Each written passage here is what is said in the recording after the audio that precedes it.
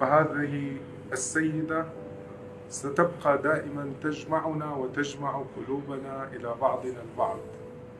كل المسلمين من السنة والشيعة فالسيدة رقية هي مقدس عندهم، ويتبركون ويتشرفون بزيارتها وبخدمتها.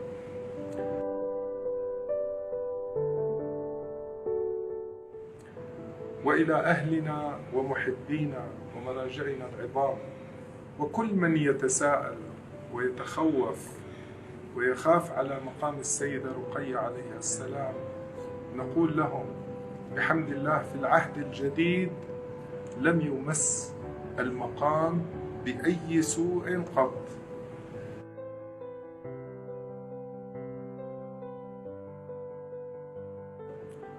سيبقى المقام يدار بيد إدارته التي كانت تديره على الدوام، وسيبقى تقام فيه العبادات والزيارات بالشكل الذي كانت عليه وبكل أخوة ومحبة، وستقام فيه الصلوات كما كان سابقا.